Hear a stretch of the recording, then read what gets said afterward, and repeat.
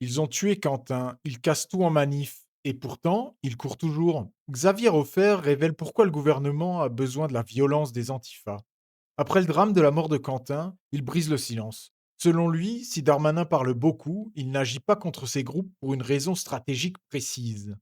Alors, j'approuve, tout à fait monsieur Darmanin quand il s'agit des intentions, mais en ce qui s'agit des actes, quand même, on est nettement plus limité, quoi. C'est-à-dire que systématiquement, depuis que monsieur Macron est au pouvoir, les gens qui gouvernent avec lui regardent de l'autre côté quand, l'extrême gauche commet ses exactions, systématiquement. Pourquoi? Parce que le régime de monsieur Macron est un régime néolibéral et les néolibéraux n'ont qu'un seul ennemi, c'est la droite Mmh. nationale. En conséquence de quoi, toutes les provocateurs qui s'appellent Black Bloc, qui s'appellent Jeune Garde, qui s'appellent n'importe comment, seront utiles le jour où la droite nationale sera au pouvoir pour les provocations, comme agents provocateurs. C'est la raison pour laquelle ils les épargnent. Et ils ne font pas grand-chose. L'analyse est chirurgicale. Pour le régime actuel, l'ennemi n'est pas celui qui casse ou qui tue. L'ennemi, c'est l'opposition politique, donc la droite nationale. Les groupes comme la Jeune Garde ou les Black Blocs sont donc vus comme des idiots utiles. Le pouvoir les laisse prospérer pour qu'ils fassent le sale boulot, intimider, provoquer, salir les opposants. Mais Roffer va plus loin. Il affirme que ce n'est pas un problème de renseignement. La police sait exactement qui ils sont.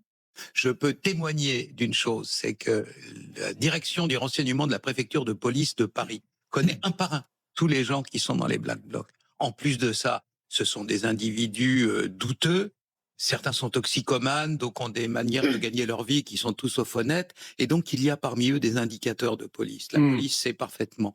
On pourrait les arrêter pour trouble à l'ordre public le matin de chaque manifestation. On les laisse faire. Alors ça, Pourquoi? ouais. Pour pourrir le mouvement social, et on les lâche après ça contre des militants désarmés pour essayer de provoquer la droite nationale et pour essayer de la pousser à la violence aussi. On les connaît un par un. C'est la phrase la plus choquante. Ça veut dire que le meurtre de Quentin aurait sans doute pu être évité. Ça veut dire que les agressions quotidiennes pourraient être stoppées demain matin. Mais on ne le fait pas. Pourquoi?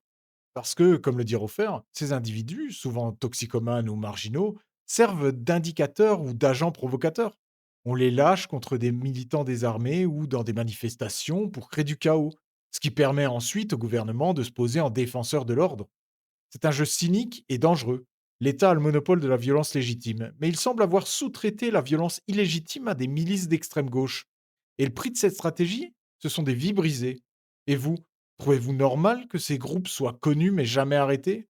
Pour que cesse l'impunité de ces milices politiques, partagez cette vidéo.